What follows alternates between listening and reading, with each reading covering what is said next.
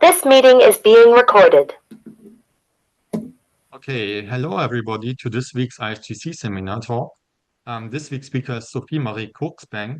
She did her PhD in 2017 at the Aarhus University and is currently an assistant professor in the Department of Physics, Chemistry and Pharmacy at the University of Southern Denmark. And she will talk to us about observations in an inhomogeneous universe. Thank you very much, Sofie, for giving this talk. And with that, I hand over to you. The stage is yours. Thank you. And thank you for the invitation to give this talk and for the opportunity to share some of my research and my research interests with you. So this talk will be about inhomogeneous cosmology quite broadly. And I will start with a brief motivation of inhomogeneous cosmology, and I'll also make sure to define what I actually mean by inhomogeneous cosmology. And then in the second part of the talk, I'll move on to discussing how we could use inhomogeneous cosmology to study the effects that local structures have on observations. And then in the last part of the talk, I will discuss how we can use inhomogeneous cosmology to learn about the effects that large-scale structures have on the global dynamics of the universe. But so first of all, by inhomogeneous cosmology, what I mean is cosmology where we take effects of structures, so inhomogeneities and/or anisotropies, into account beyond what is done in standard cosmology. And standard cosmology is based on the Friedmann-Lemaitre-Robertson-Walker, or FLRW models for short. And these models were introduced basically already in 1917 when Albert Einstein introduced the first general relativistic cosmological model. Because he introduced the cosmological principle, he made the assumption that on sufficiently large scales, the universe will look the same everywhere. And that was an assumption back then. Today we have observations that are at least largely in agreement with that. But when you make that assumption, then Einstein, he used that as justification for making the approximation, or a first approximation, to just insert a homogeneous density field into the right-hand side of his field equation. And then the result was the two dynamical equations that you see on the slide. The top is the Friedmann equation, and the bottom equation is the acceleration equation. And if we just look at the Friedmann equation, furthest to the left, we have a dot, which is the time derivative of the scale factor. And when we then divide that by the scale factor itself, then we get parameter h. And then on the right, the density term. So that's really a sum over the density fields we have in the model. So that could be dark matter, baryonic matter, and it could be radiation. And in FLRW models, these are assumed all to be co-moving. And it's also assumed that on the hypersurfaces where they are at rest, that these hypersurfaces are spatially, so they are spatial hypersurfaces, and they are exactly homogeneous and isotropic. And then the second term on the right-hand side is a curvature term, and there are some constants, and then it scales as 1 over a squared. And then lastly, there's the cosmological constant that Einstein introduced to get a static universe, and that we today are using to get, well, accelerated expansion. And when we combine these two equations, or when we have these two equations, and we also have the line element or the metric of the FLRW models, then we can begin to compare theoretical predictions with observations. For instance, we can make theoretical predictions for what the redshift distance relation is, and we can compare that to observations. But in inhomogeneous cosmology, the main question we're asking is that with the very precise and abundant amounts of data we have today, is it sufficient to use the FLRW models, or is the FLRW model simply too much of an approximation, too simple to be enough for describing current data? And when trying to answer that question, we can first of all note that at least observations today are abundant and precise enough to move beyond FLRW models. We can study anisotropies in our observations. For instance, we're studying the anisotropy in the Hubble diagram. That has been done in an array of papers recently. So that means studying how the Hubble constant and the deceleration parameter vary across the sky, for instance. So we can move beyond FLRW models when interpreting data. And then the really important question, of course, is if the FLRW model is so far from precise or is so much of an approximation compared to the precision of our data that we're actually misinterpreting observations when we're using FLRW models. And there are potentially indications of this. If we look at the ΛCDM model, it is facing many observational challenges, many more than what I would care to even try to list here. So I've just listed some of my favorite challenges for ΛCDM model, and then of course the Hubble tension, because that feels very obligatory as a cosmologist. You almost have to mention it. But I'll focus more on the other inconsistencies. I've mentioned here the inconsistency between the matter and radiation rest frames. So that comes from observations of the CMB dipole, seems to disagree both in direction and in amplitude with the dipole of other distant sources. So that would be radio galaxies and quasars, for instance. And if matter and radiation doesn't have the same rest frame, well, then that is a break with the FLRW models. And then I also here list one of the challenges being the DAISY, the BAO observations from DAISY, which are indicating dynamical dark energy is a better description of dark energy than the cosmological constant. It's still not really clear if this is the case or not. This is still being discussed a lot on archive in papers. But I just want to mention this because I'll come back to this point later, that DAISY is indicating dynamical dark energy is a better fit to observations than a cosmological constant.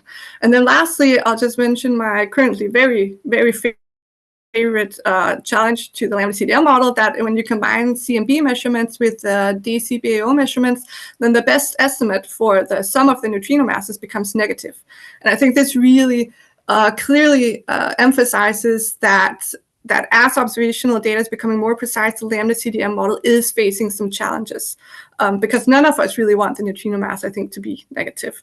But there are two overall ways of going about trying to solve these challenges or understand at least where they come from.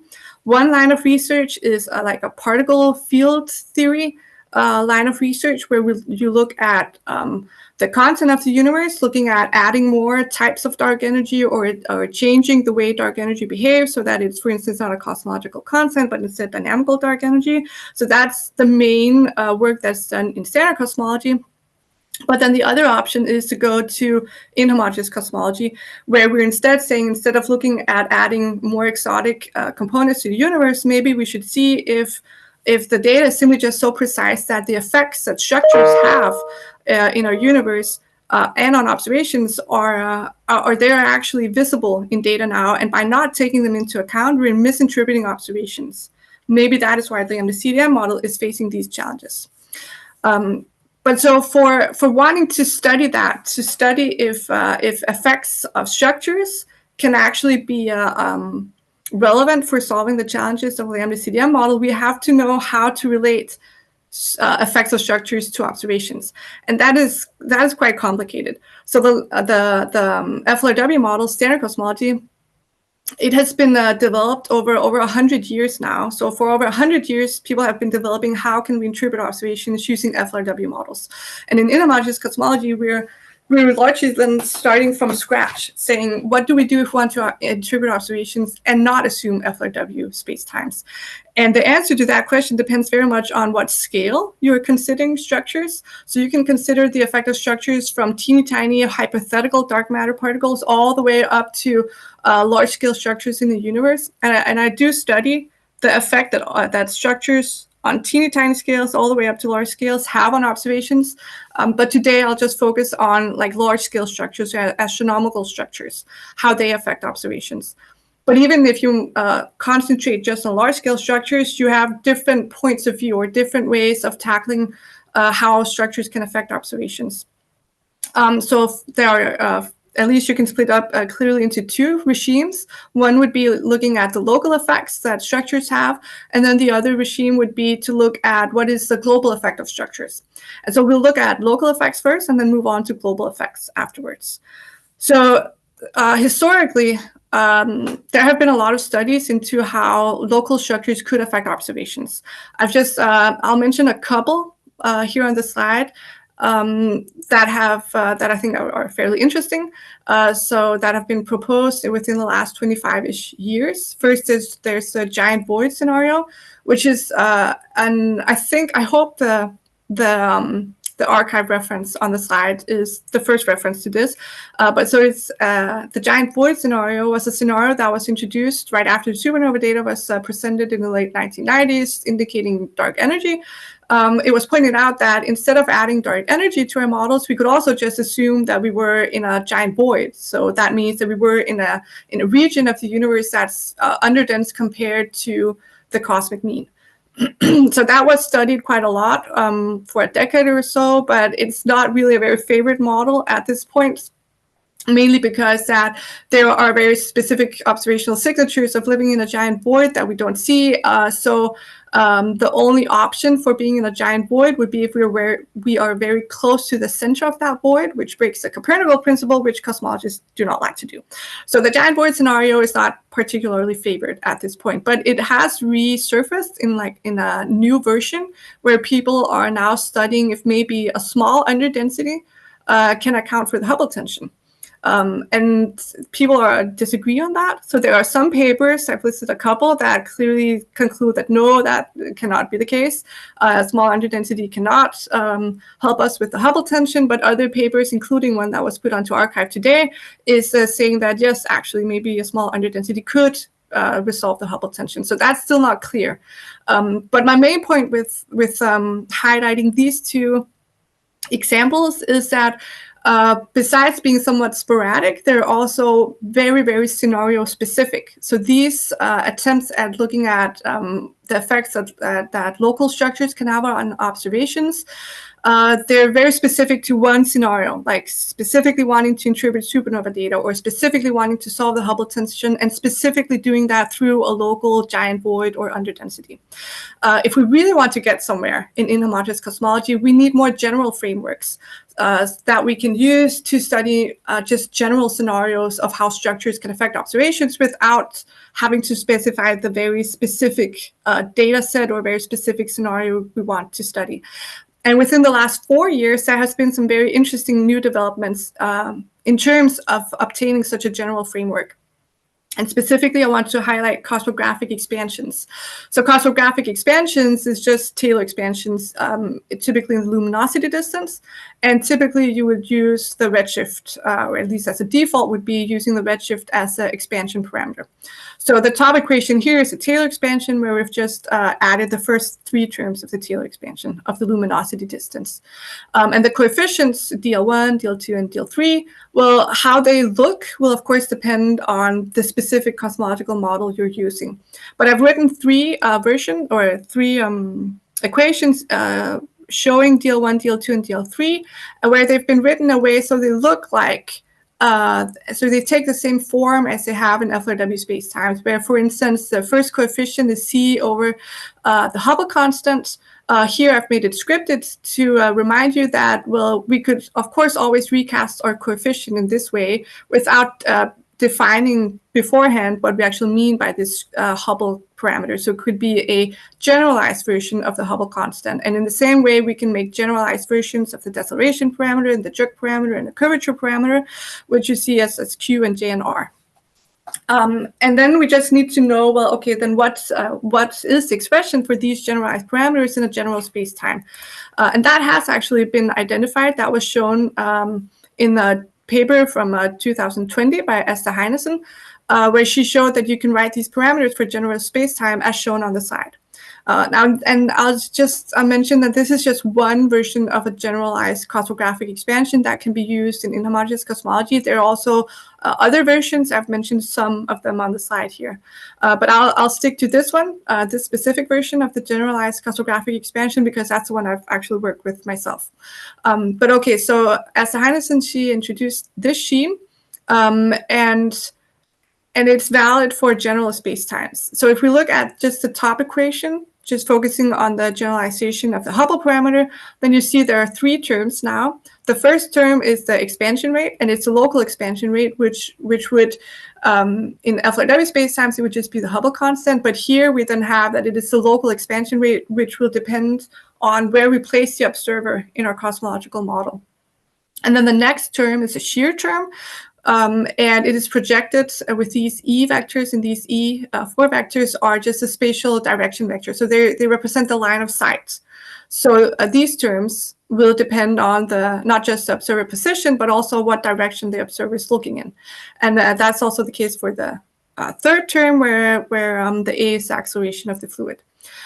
Okay, so we have these generalized versions of cosmographic expansion, and they have actually been used already for interpreting real data. That's done at least in one paper. I'm only aware of this one paper I mentioned at the bottom of the slide using this. But observational data is good enough today for us to actually begin to constrain these parameters a bit more than what you can do with just where you could get a bit more information than just using the FLRW expansions. However, when you move from FLRW or standard cosmology into inhomogeneous cosmology, things become a lot more complicated.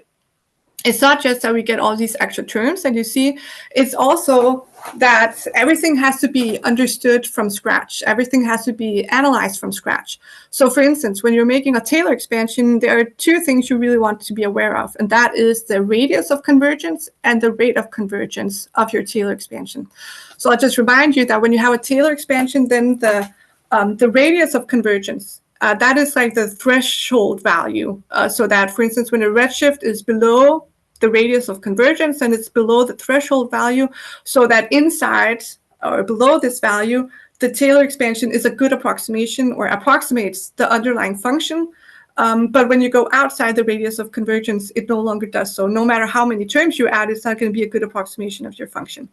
And from standard cosmology, we're used to that radius of convergence being a redshift 1. But that is not necessarily the case when you move on to a more general cosmographic setting. And then in addition to that, there's the rate of convergence, which is that when you're inside the radius of convergence, then the rate of convergence tells you how many terms you need to actually add to your Taylor expansion before it becomes a good approximation. And this we're also used to assessing in FLRW spacetimes, but it might be very different. The convergence rate might be much slower for a general cosmographic expansion. So that is something that I have been studying, the convergence of these general cosmographic expansions, so that we have a better grasp of what we're actually doing when we're fitting observations to the general cosmographic expansion. So I've been studying that in a couple of scenarios.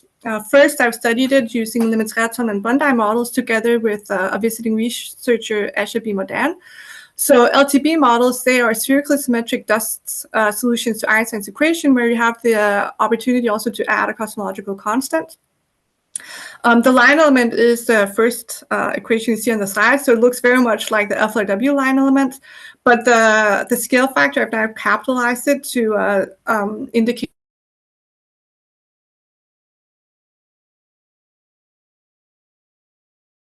it is now generalized. So instead of only to see in the second equation on the slide, that's its dynamical equation, and it looks very much like the Friedmann equation, but again, every term depends not only on T now, but now there's also dependence on the radial coordinate because we have spherical symmetry, so that means we can have inhomogeneity in the radial direction. And then the bottom part of, or the bottom equations show how to compute the density field. And in this paper, we studied the cosmographic expansion in 6 different LTB models. I've shown density profiles for 4 of them here. And they're very typical LTB models. So typically you use an LTB model to study or to model a local underdensity. For instance, they've been used to study the local, the giant void model, and if a local underdensity can help resolve the Hubble tension. So they're usually used to model a local underdensity, and then surrounding it is an overdensity that then reduces either exactly to an FLRW model, so the background we would call it, or it reduces asymptotically to some underlying FLRW model. And these 4 profiles, they're inspired by the fact that observations are showing that we do live in an underdense region. It's a little bit unclear exactly how big that underdense region is compared to the global mean, and how deep it is, and the exact density profile is also unclear. So we chose to use 6 different density profiles with varying depths, and also just varying how smooth or how steep the gradients of the functions are. And then we placed 3 different observers in each model and let them look in different lines of sight to see, and then we computed the luminosity distance. We can compute that exactly when we have the functions or the equations shown on the slide, right? We can compute the the geodesic equations, and we can compute or solve the tidal equation to get the angular diameter distance, and from that we can use the reciprocity relation to get the luminosity distance, and then we can compare that with the cosmographic expansions. Okay, so this is the results for just one observer looking in one direction placed in one model. And the y-axis in both cases, in both the plots, are that's the luminosity distance, is the exact luminosity distance minus the cosmographic expansion, and then relative to the exact luminosity distance. And there are 5 plots on the slide, or in this figure. We'll just ignore the first 2, the FLRW and then naive expansions. They're just there for comparison. The interesting ones are the gray lines, which represent the general cosmographic expansion at 3rd order and 2nd order and 1st order. And what we see in the top part of the figure is that the 1st order expansion is clearly not as good as when we also add the 2nd order term to the expansion. But then what happens is when we add the 3rd order term, we get something that's worse than the 2nd order term. And that is a little bit troublesome, because that could indicate that we need to add more terms, even at a redshift only of 0.1. We need to add more terms to get good approximations of the underlying function, and that we also might actually be in the case where the radius of convergence is quite small. We can't actually estimate the radius of convergence when we only have 3 coefficients. We would need many more to make an estimate of the radius of convergence. But what we can see here is at least there's indications of there being some possible problems with the convergence of the general cosmographic expansion. For this specific model, and this specific observer looking this specific direction, it's not terrible, because even the 3rd order expansion is still precise up to 2% at a redshift of 0.1, so it's okay. What's troubling me is that the 3rd order term is worse than the 2nd order, than if we only have the 1st and 2nd order term. That's also good. But we also looked for these in these different models using the different observers. We also looked at many lines of sight. And there you can see that the situation becomes a little more troublesome, because here for a specific model, for a specific observer, looking at along 100 lines of sight, we see that the deviation between the exact luminosity distance and the cosmographic expansion very quickly becomes very, very high, like many orders of magnitude, which is indicating that the cosmographic expansion is really just breaking down, and it's not a good approximation of the underlying true luminosity distance. And again, we don't know if this is because the radius of convergence has been exceeded, or if it is just a matter of a slow radius of convergence, in which case we would really just need to add some more terms. Exactly how bad this is depends very much on the specific model, where we place the observer, and as we can see here, it also depends quite a lot on the line of sight. So after we obtained these results, I decided that it would probably be good to look at the radius of, or look at the cosmographic expansion in a space-time that is a more realistic reproduction of our cosmic neighborhood and our position in the universe. So I used Cosmic Flows 4 data to make a mock space-time of our cosmic neighborhood. So Cosmic Flows 4 data is an ensemble of the redshift and luminosity distance of almost 56,000 galaxies. And in the second paper indicated here on the slide, the second archive number, in that paper, a group of people, they took this Cosmic Flows 4 data, and then they recast that in terms of peculiar velocity fields and of a density contrast, which I have plotted a 2D slice of in this figure. Where we are in the center. So these the coordinates are supergalactic coordinates, which just means that we are at the center of the coordinate system. So we're in the yellow star. And so this is a map of our local neighborhood based on this Cosmic Flows data. And they made this data publicly available, so I could use it to make a model of our neighborhood. But of course, I don't want just velocity fields and density profiles. I also want an actual space-time. And for getting an actual space-time that could correspond to these peculiar velocity fields and the density field, I used a recipe that was given in the archive paper mentioned here. So in that recipe, the authors, they argued that you can take your Newtonian n-body simulation and you can relate that to a perturbed FLRW space-time in the Newtonian gauge. So the space-time we see here, the top equation, that line element, you can do that if you compute the metric perturbation by using the Poisson equation, the second equation on the slide, where the density field is that which you have from your Newtonian n-body simulation after smoothing your matter particles or the mass of the particles, and then subtracting the background density. And then you can have a you can compute the forward velocity as shown here through VI, which are the peculiar velocities in the Newtonian n-body simulation. So, okay, so this is for Newtonian n-body simulations, but I'm interested in not making an exact replica of our local neighborhood. That would also be nice, but I'm happy to just make a model that resembles a semi-realistic approximation of our cosmic neighborhood. So I use this this recipe together with the velocity fields and the density fields that is publicly available, and then I have my space-time where I can place the observer at the origin of the coordinate system, so the realistic placement of the observer, and then we can begin to look at the luminosity distance, compute that using the space-time, and then compute also the corresponding cosmographic expansions to see how well they fit.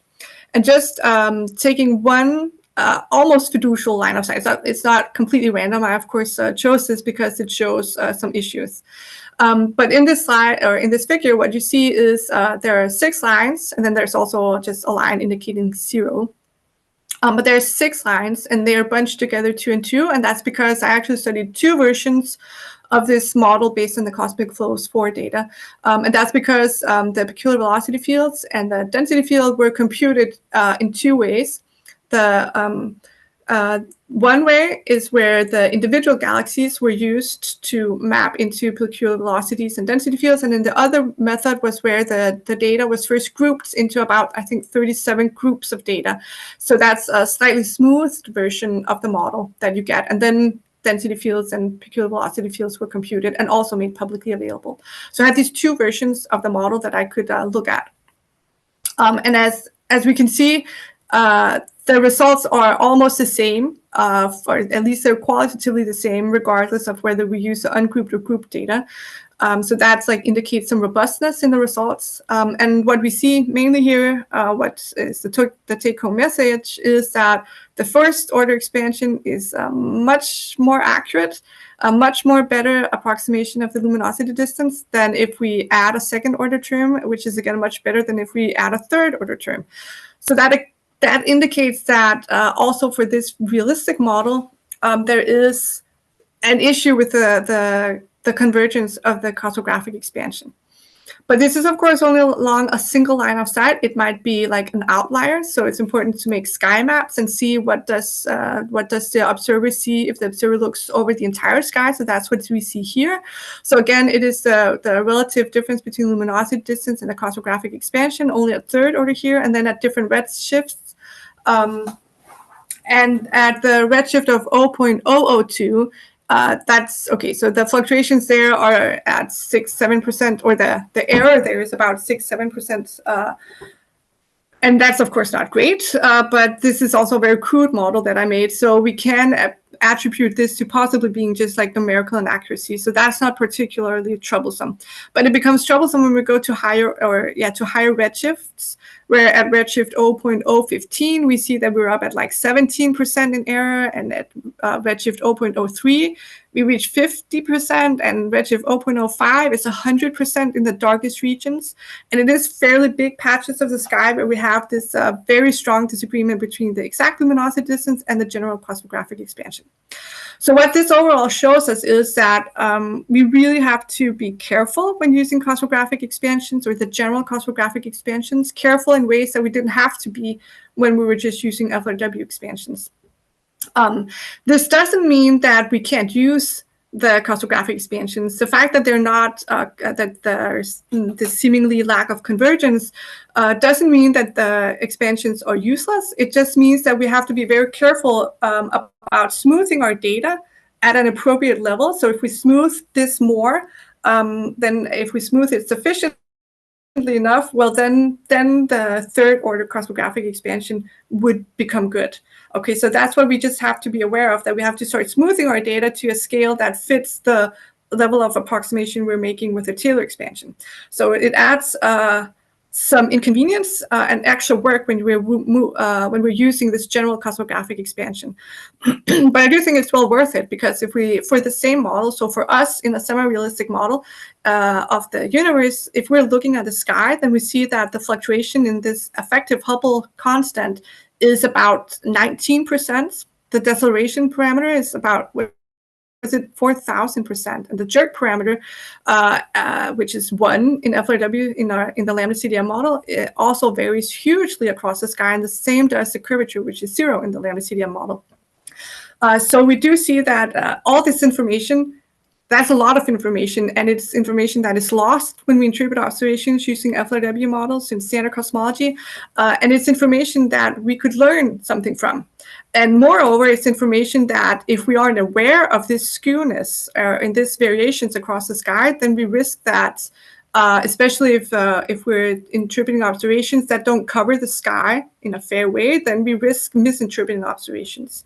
So I think these sky maps emphasize that it's really important and worthwhile to study these general cosmographic expansions, even though there is an extra layer of work when doing it. But with this cosmographic expansions, no matter how we recast them and how many terms we add in the expansion, we're still going to have like a limit to how high a redshift can we go to. So if we want to study more like globally what the effects of large-scale structures are, then we have to find another formalism. And we do know that large-scale structures do affect the global dynamics of the universe. That effect is called cosmic backreaction. And we know that that exists by looking at, or from looking at Einstein's field equations and noticing that Einstein's field equations, that is a nonlinear equation. So that means that if we take a completely homogeneous density field and insert that into Einstein's equation and then get the dynamical equations, then that set of equations will be different than what we get if we insert the original inhomogeneous detailed density field into Einstein's equation, then write out the equations and then average. Okay, and this second approach is the manifestly correct way to go about it, but what is done in standard cosmology is the first approach. And we know that, at least in principle, mathematically, we would expect that the two resulting dynamical equations will be different. And their difference is then what we call cosmic backreaction. And now we would then like to know how big is this cosmic backreaction? How important is it? Is it completely negligible, or is it really, really important? And for studying that, we would first have to actually make the averages. And there is a little detail that averaging tensors is really difficult. But luckily, Thomas Buchert realized already in 1999 that you could actually just use scalar averaging, because instead of using the Einstein's field equations, we can just use equations that are equivalent with Einstein's field equations, and that's the Raychaudhuri equation and the Hamiltonian constraint. And these are scalar equations, and so we can just use a scalar averaging formalism to average these to learn about the dynamics of the universe. And he presented this formalism in 3 papers. First, in a paper where he considered dust, and then one where he considered perfect fluids, and then in 2019, he considered general fluids. But I'll just, here the equation I'm showing is just the averaging formalism for the dust spacetime, where the dust is co-moving on the spatial hypersurfaces that we're averaging on. And this equation, what it defines is that we're saying that the spatial average of some scalar x on a spatial domain D is just defined as this volume weighted average, where dV is a proper volume element, so it includes the square root of the determinant of the metric. And if we apply this formalism to the Raychaudhuri equation and Hamiltonian constraint, then we get the 2 Buchert equations, which are the top equations on this slide. And they look very much like the Friedmann equation and the corresponding acceleration equation for FLRW spacetimes, but not quite. Are not quite identical with these. If we just look at the top equation, we have the Hubble parameter, which is still defined as the time derivative of the scale factor divided by the scale factor itself, but the scale factor is now defined in a very different way. It's not defined through a metric, because we have not introduced the metric. So instead, it is defined, as you can see in the middle part of the slide, it's defined through the proper volume of the spatial domain we're averaging over. And then if we move to the right-hand side of the Friedmann equation, or sorry, the top Buchert equation, Then we have a term where we have some average density fields, and then we have a term with the cosmological constant, which of course is not changed because it's constant. And then there are two terms that are interesting, R and Q. And R is it's a curvature term, and there is also a curvature term in the Friedmann equations. But in the Friedmann equation, it always, as I mentioned, has to scale as 1/a². And here, there's no such constraint. We don't a priori know anything about how the scale or how the curvature is parameterized in terms of the scale factor. And that means that is one example of backreaction where we get that averaging afterwards gives us something different than averaging before we insert into Einstein's equations. And then there's Q, which is the kinematical backreaction, which is defined at the bottom of the slide through the expansion or the variance in the expansion rate squared and a shear term. And this is a manifested new term that doesn't have any equivalence in the FLRW spacetimes. And this term also appears in the acceleration equation, and that is why backreaction initially got some interest around the turn of the century when we had the supernova data, because it was noticed that since we don't a priori know anything about how, what Q is, the size of it, the sign of it, how it behaves in terms of the scale factor, it could in principle be positive. So that means that backreaction can lead to accelerated expansion on large scales without dark energy. And that led to the backreaction conjecture, the conjecture that dark energy doesn't exist, but that it is just misinterpreting backreaction, so that the seemingly accelerated expansion of the universe is just due to backreaction and not dark energy. That's a fairly radical conjecture, and I would also say it's not particularly favored currently because observations fit so well with the ΛCDM model, and so far no one has at least found any reason as to why backreaction would mimic a cosmological constant so closely. So it's not particularly favored that backreaction, or that the backreaction conjecture is correct. We can't rule it out, but I'd say it's not very favored. But what is very important to notice is that observations don't fit exactly with the ΛCDM model. As I mentioned earlier, there's a DC measurements that are indicating that dynamical dark energy is actually a better fit than a cosmological constant. And that might be a manifestation of backreaction. It might be that we actually have to introduce dynamical dark energy, but it might also be that we live in a ΛCDM model where backreaction effects are important at the level of the precision of DC measurements. And then when we don't take these effects of structures into account, don't take the backreaction into account, then we misinterpret it as dark energy. And what I'm very interested in is finding out if that is the case. So I would like to be able to rule out that backreaction is affecting our observations currently. But that requires being able to relate backreaction to observations, and that's non-trivial because, backreaction comes from averaging spatial hypersurfaces, but observations are made on the light cone. So we need to know that there's some kind of a relation between spatial averages and observations. And it turns out that there is a fairly simple relation between spatial averages and then the mean redshift and the mean angular diameter distance. So in these two equations, I'm using triangular brackets to indicate mean, so taking the mean along many lines of sight to remove statistical fluctuations. These relations shown here, they were suggested by Sofie Resenen in the first two archive papers shown on the slide. But there are also other suggestions in the literature as to how one can relate spatial averages to observations, and they are mutually exclusive. So they can't all be right, and maybe none of them are right in principle. But I constructed some cosmological models that have inhomogeneities and have backreaction. And then I tested in these models, I did ray tracing in them and looked at what is the redshift distance relation. And it turns out that these relations that Sofie postulated, they are actually very good at capturing the mean redshift distance relation if we make spatial averages on hypersurfaces of statistical homogeneity isotropy, which is also one of the requirements he mentioned himself. So it does look like we can relate spatial averages to at least the redshift distance relation. However, from this relation, it's not clear that we would be able to distinguish backreaction from generic dark energy. So in standard cosmology, we're used to, dark energy is just, whatever we can explain. So if we want to be able to separate out backreaction and be sure that we're identifying backreaction and not just generic dark energy, then we need some other types of observations. And luckily, it turns out that we do know of another observation that that turns out to be useful for specifically identifying backreaction, and that is the redshift drift. So the redshift drift is the change in the redshift of an astronomical source as a function of time. So if we're looking at a star, then the light from it has a redshift, but that redshift will change in time, and we call that change the redshift drift. Here it has a symbol delta c, and then delta c is the redshift drift in the time interval of delta t naught. And these equations are valid for the FLRW spacetimes.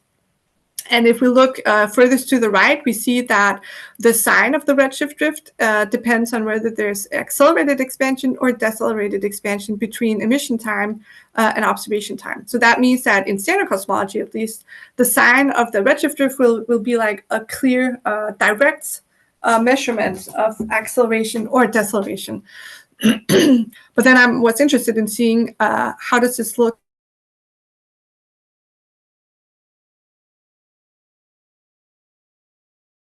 for a model where there's not dark energy, but we have accelerated expansion from backreaction, but we then still get positive redshift drift. And the answer to that turns out to be no. So I studied this in a type of models called two-region models, which are very simple toy models, very easy to use for studying effects of backreaction. So it's models where you have two different types of FLRW regions, one to represent the overdense part of the universe and one to represent underdense regions. And if you set these put them consecutively after each other, and then you can propagate a light ray through it, then you have something that effectively becomes a statistically homogeneous isotropic universe. But where there's backreaction, and in this case, for the models I studied, where there's no dark energy. But there's still accelerated expansion from the backreaction. And then I could compute directly the redshift or the redshift drift in these models, placing the observer in an overdense region and an underdense region, and the edge between over and underdense regions. That leads to slightly different results, but very, very similar results. So that's a red and black and blue lines, and they're more or less on top of each other in this figure. And what's, of course, very important is the close-up that shows that along none of these does the redshift drift become positive. And by looking at the equations, you can also see that that's simply just not going to happen unless you do have local accelerated expansion due to dark energy. So that led me to this paper from 2019 to conjecture that the redshift drift will only become positive if there is dark energy. And that has later been supported by other papers, other studies by myself and by others. So that means that we can use redshift drift to test the backreaction conjecture. When we get redshift drift observations, which we'll get, for instance, from the Square Kilometer Array Observatory within some decades. Okay, so since I'm not particularly convinced of the backreaction conjecture, what I'm mostly interested in is seeing if we can find observations that can give us a possibility for distinguishing a situation where we have dynamical dark energy or where we have a cosmological constant plus some effects from backreaction that can be misinterpreted as dynamical dark energy.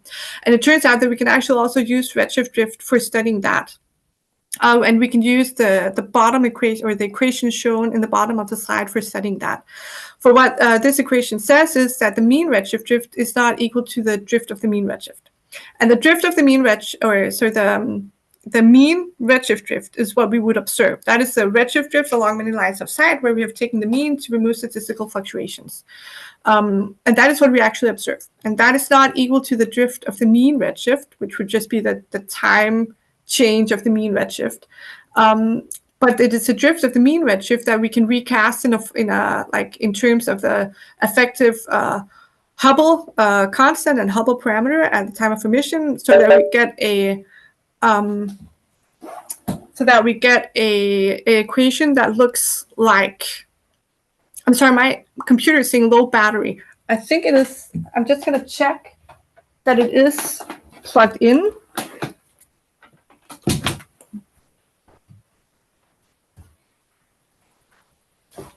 Okay, so my computer is plugged in, but it's still saying low battery. So that's not too good. But if I suddenly disappear, then that's why. But I think, okay, I have 4 slides left, so I should be able to finish.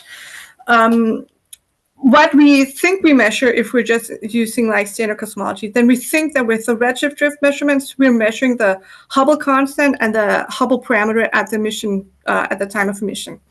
So if we are in a universe where we have backreaction, that's not what we're actually measuring. So that means that we could compare the Hubble parameter measurements that we get from the redshift drift. We can compare that with other Hubble parameter measurements, for instance, from cosmic chronometers, where we, even if we have backreaction, will get the large-scale average Hubble parameter.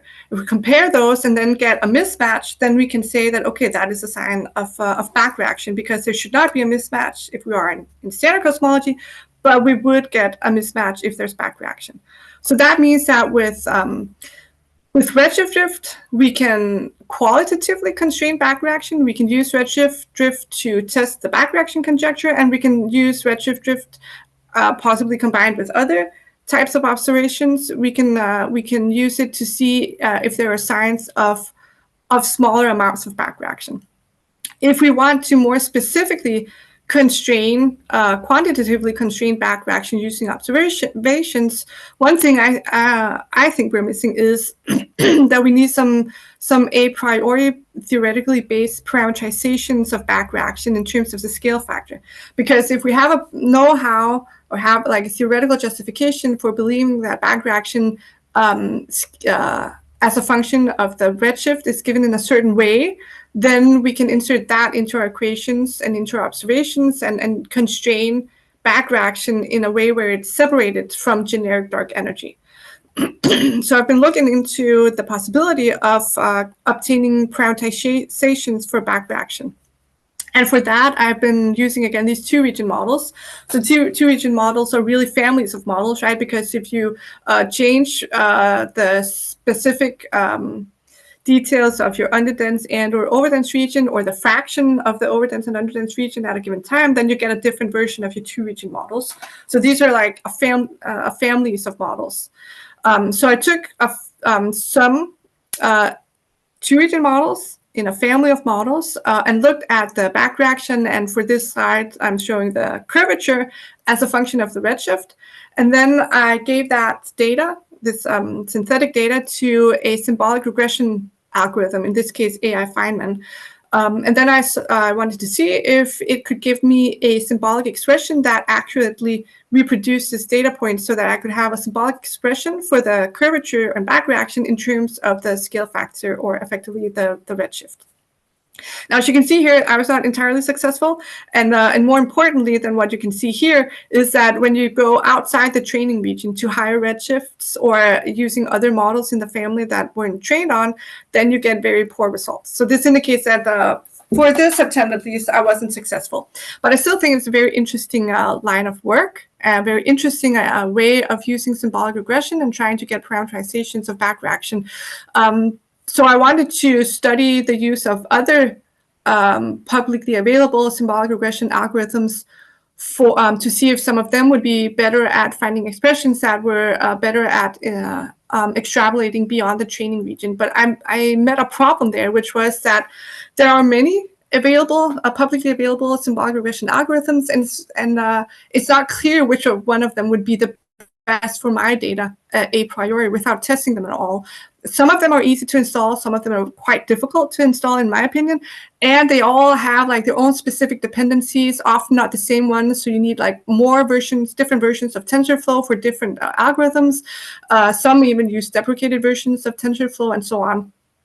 So I ended up teaming up with PhD student Matthias Amico-Thing, and we together created CP3 Bench, which is a tool for benchmarking or comparing symbolic regression algorithms. And we then, in this paper indicated on the slide, we tested it with Cosmology. But overall, what CP3 Bench is it's a collection of currently 12 symbolic regression algorithms that are publicly available, that when you install CP3 Bench, which we strived at making that very easy. You can even make it as a Docker image. When you then install CP3 Bench, the default is that you also get the 12 algorithms installed, so you don't have to do any extra work for doing that, and they get each of their own virtual environment with all the dependencies they need. And then you can just test any data set you want. You can use all these or some of these algorithms. You can tune them. tune the hyperparameters, and use them however you want. But the obstacle of having to install 12 different algorithms is sort of one that you have overcome by just using CP3 bench. So this is fairly new that we have gotten it to work. So I hope myself to be using this, for instance, for studying the possibility of parameterizing backreaction in two-region models. And I hope that if you are interested in doing symbolic regression, that it could also help you. And with that little advertisement out of the way, I will just summarize that I think that observations are becoming so precise and so ample that inhomogeneous cosmology is at least something that we now can do. We can study the universe using inhomogeneous cosmology, and maybe we've also reached a point where we simply can't ignore inhomogeneous cosmology, so ignore effects of structures if we want to correctly interpret observations. And luckily, there are some general frameworks that are being developed for this. There's cosmographic expansions, which has the extra thing you have to be aware of, the radius of convergence or the slow convergence rate. But it is a general framework that can be used now. And then if we want to go to higher redshifts and look more globally at the effects of structures, well, then it's backreaction we have to study. And we will be able to constrain that, at least qualitatively, using redshift drift measurements, which we'll be getting within some decades. And hopefully we'll also be able to constrain backreaction using redshift distance relations, for instance, if we get some parameterizations of backreaction first. Thank you for your attention. Thank you very much, Sofie, for this really nice talk. Are there any questions?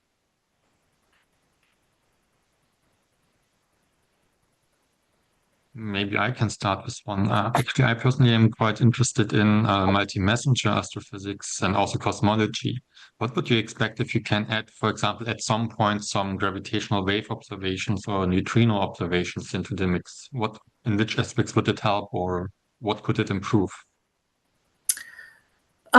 So I think currently gravitational wave observations are quite interesting in terms of especially like really small scale effects of structures.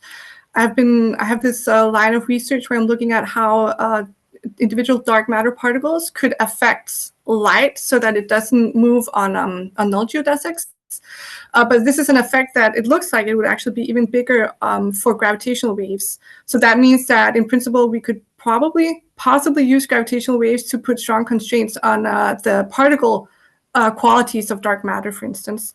And then I think in terms of neutrinos, I think it's really great that the sum of neutrino masses now appears to be negative, because I don't think very many people believe that. But that means that the large particle physics cosmology community is maybe also beginning to have to consider the idea that structures may be important. And that's very nice from an inhomogeneous cosmological point of view to get some more support for that small research area that it actually is. Are there any other questions?